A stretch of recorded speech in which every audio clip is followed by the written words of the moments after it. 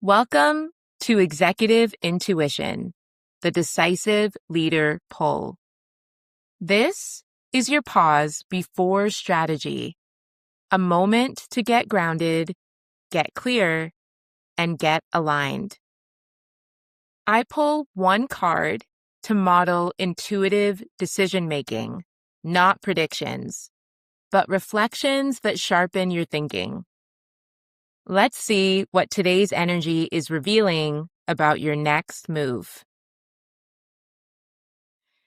This month's pull speaks directly to leaders who are highly capable, highly trusted, and quietly emotionally overextended.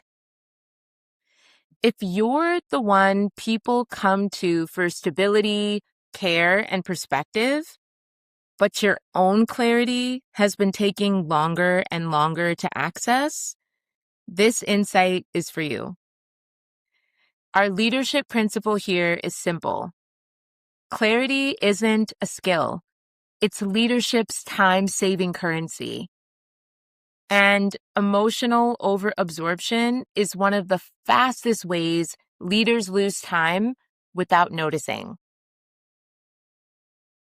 So February is led by the Queen of Cups. This is the emotionally intelligent leader, calm under pressure, compassionate, trusted with complexity. In social impact leadership, this often shows up as taking the carer role at work, being the emotional stabilizer of the team, navigating emotionally charged situations with grace, and being known as safe, steady, and perceptive. And these are all strengths, not weakness. But the Queen of Cups also carries a risk: over-identification with others' emotional states.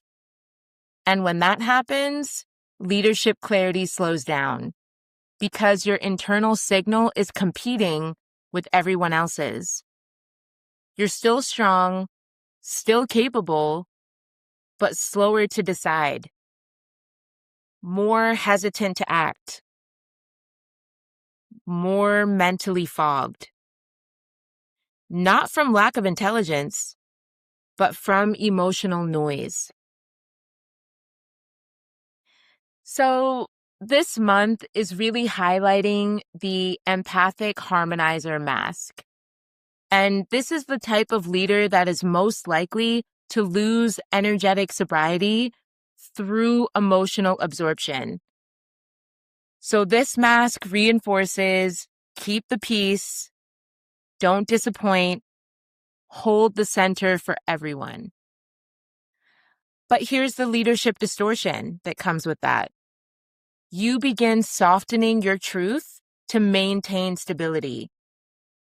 You delay necessary decisions to avoid emotional disruption. You overconsider reactions instead of outcomes. And the cost is measurable.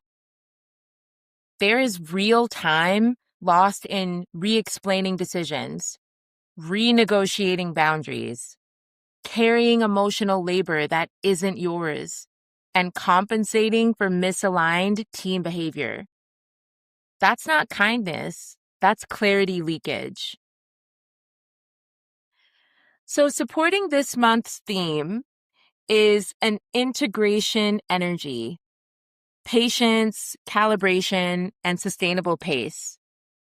Success here is not about force. It's not about speed. It's not about emotional suppression. It's about measured leadership, steady progress, emotional balance, and reciprocity between effort and renewal. Your work should fulfill you emotionally, not only financially. And balanced leadership is neither all-consuming ambition nor passive disengagement. It's precise energy allocation.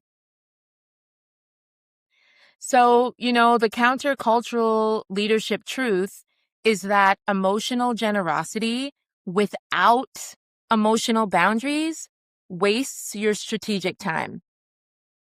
Not because you care, but because unfiltered care slows decision velocity.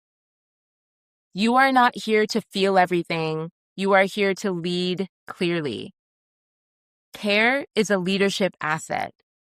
Absorption and overgiving of grace is a leadership liability. So let's take a deep breath and notice how clarity feels when your emotional field is quiet, less crowded, less urgent, more exact. Mental spaciousness is a luxury, and high-impact leaders protect it.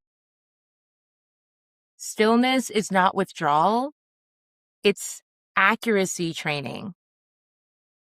Command without strain comes from internal quiet, not emotional overload. So over the course of this month, I would invite you to try out this leadership reflection loop. Where is emotional over-involvement costing you time right now? It might be in reprocessing the same people issue repeatedly. Could be in delaying a necessary boundary conversation. Perhaps you're carrying responsibility that your team should be holding.